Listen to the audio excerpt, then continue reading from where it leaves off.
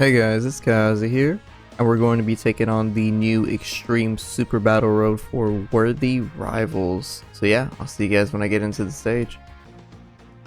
Alright, here we go. Gonna be taking on Lord Slug first.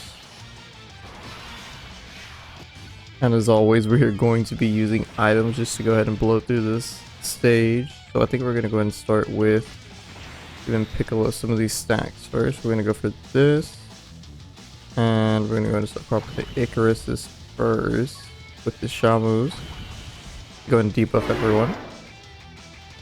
I think we're gonna go ahead and start with something like this. We should be able to one-shot our buddy right here. And then move into the Gamma right there. Yeah, they don't really share links, but it's like whatever.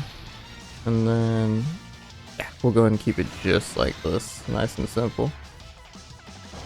One thing about this team is that everybody really doesn't link up too well together. The only thing is we want to get a rotation with each of our Piccolos, and then we also want a rotation with our Gamma 1 and Gamma 2, and then we're pretty much off to the races. The rest of the cards can go ahead and float, and we'll just be able to go ahead and burn through this event fairly quickly. I say that having now seen how tanky these guys are.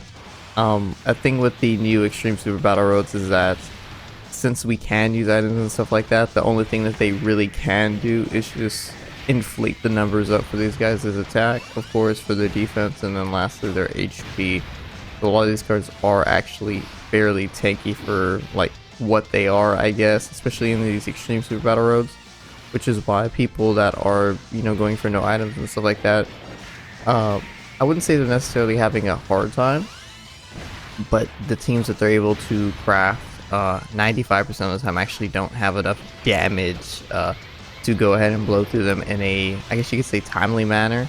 But at the same time, there are some teams that you can craft that have more than enough damage. The only thing is they don't have the defenses to go ahead and support each other up, or they just don't support each other at all. So they'll have like really odd combos and stuff like that, but they'll go ahead and get the job done. Which is why I really like doing more so free-to-play no item runs rather than just like no item runs, because with free-to-play cards it adds like a different level of challenge just because of how the way that they create free-to-play cards in Dokkan. A lot of the free-to-play cards in Dokkan, they're just very underwhelming for the most part, but there are a couple of outliers, and those couple of outliers are very useful in numerous senses. A couple of ones I can think of are, of course, some of the World Tournament ones, which I know people don't really like to add to free-to-play because, I mean, technically you do have to work for them, but not every single free-to-play card is just you go to a stage, you farm it up, and then you profit. Like, a lot of these free-to-play cards would be like, you know, the redstone cards. Like, all of those cards now, they're free-to-play because you didn't have to pay stones to get. You just logged in, and boom, it was a special event. Let's go for something like this. And then we'll go ahead and float off Gamma right here. Same thing. Let's go and do this. I really should be using the Nurse Chi-Chi since there's so many of these coolers to go ahead and blow through them, but it's perfectly fine. We'll go ahead and do this. One thing about, PICCOLO is that he is able to stack a whole bunch of 15 right there, a whole bunch of attack and defense on actually getting hit. So him in slot 1 is absolutely perfect, and then of course we have 2 movie heroes, well, we have 3 movie heroes, but 2 additional ones, so this Piccolo has a 30% damage reduction with guard, which is extremely powerful, but it's not like he was going to get touched anyway, so we're kind of just chilling right here. And then we have Gamma 2 right here. Gamma 2 can actually throw out a whole bunch of attacks. The only thing is he kind of needs to stack up with these supers. Good damage. I'm never really worried about this guy, especially in like events nowadays because of his partner, which is Gamma 1, which we're gonna get him on the next rotation. So yeah, here we go, 3 supers, huge. He's not fully built up now, but he's in a much better position now. So if he were to get super attacked, we're chilling, especially with all of the items that we were using. Well, I guess super. Okay. Same thing right here with Gamma 1. I'm gonna go ahead and run something up like this. I really should have put Peter there just to get all the crazy stats that he gets, but we should be okay with this. And then we'll just leave Piccolo to deal with him. Let's see how much damage. Oh yeah, only 5 for Gamma 1. I forget Gamma 1 is just a Giga Tank. That's all he really is. Gamma 1 begins by guarding for a couple of turns and stacking up damage reduction every time he gets hit. And then after, I believe it's 3 turns, he'll lose his guard, but he will keep the damage reduction that he has gotten hit from up to 50%. So that's kind of like his way of safely stacking up with the guard, getting progressively tankier as you get hit. And then of course being a 50% damage reduction card at the end of the day, which is very, very good. The only thing is that he was, I'd argue, less valuable in the past meta because bosses were just coming out of the blue, just boom, hitting you with for like millions of damage. Now a lot of the bosses are more so building up to that, so you have the time to build up. You don't need to feel rushed in most cases. So Gamma 1 has just aged pretty beautifully into this meta. And of course Gamma 1 is just getting more and more solid as the days go by. Let's go for this. Oh yeah, we're pretty much picking. Go for that. Just go for a nice GG. Screw it. Go this for Vegeta. Vegeta's always gonna stun on his super attack, so I don't need to worry about him like in the back slot. At this point, we're just worried about Gamma 2, but it's very, very hard to like hurt really any unit through a Nurse Chi-Chi. So yeah, we should be cooking. 5 mils, good. Okay, now he's fully stacked up, so now he's at peak. This is literally going to do nothing. How much? How much? Give me the double digits because he has guard. Yeah, he has guard and 50% damage reduction. Although of course he gets like the crit too because his passive fully built up. Forgot to mention that. How much? If we can get 3, oh come on, give me another.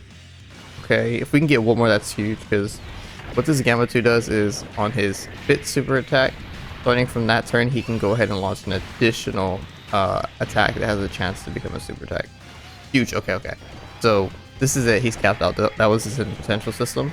However, the next time that we roll around, he's still going to have that additional chance. So 3, and then I guess 4 with the hidden potential. And the second that he performs the 5th one, he'll go ahead and proc his passive, which is throws another additional into there that has a chance to become a high chance. So technically, he'll have 5 chances to attack.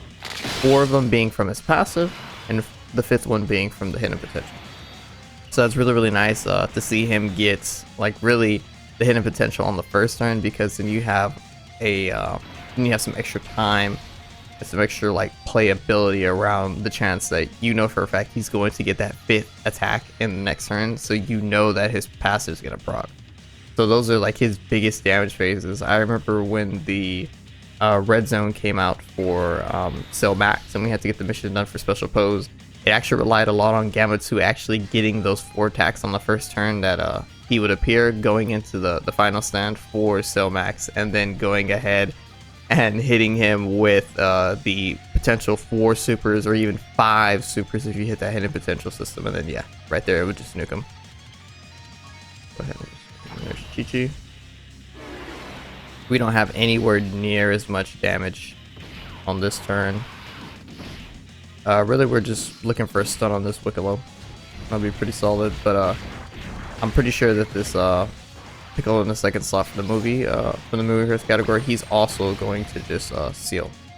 Oh, I was about to say if we don't kill him, but we didn't launch an additional super. It's perfectly fine. I'm pretty sure this PICCOLO has a chance to seal as well. So let's see what we got. Boom, sealed. I keep forgetting if it's a guaranteed or if it's just a chance. I'm pretty sure it's a guaranteed. But yeah, W PICCOLO. W PICCOLO rotation. Obviously he doesn't have any links right now because the 2 second and third slot are both PICCOLOs, but he should be perfectly fine because it's just going to be normals in the slot. Let's see if we can get a crit to finish it off. Oh no. Oh, that's it. Yeah, that's it. We got a stun as well, which was just like fuel to the fire, and yeah. Oh wow, he has like 5 HP. Okay, he actually has 5 HP. Oh yeah, and that stun was from his super tech, so 2 turn stun. And yeah, that should be all that she wrote. The Worthy Rival seems fairly solid, of course. Like, this may be one of the teams where you could actually just go ahead and get the item fairly easily. I guess the only thing would be is you probably wouldn't want to have this Fizz Piccolo here because although he does foresee super attacks, he is not very solid defensively unless he's stacking up. And stacking in events like this are not exactly the most efficient because of how quickly you can blow through the stages. Alright guys. Oh, we got a little title. Alright guys, that was the stage. Like, comment, share, subscribe, and I will see you all later.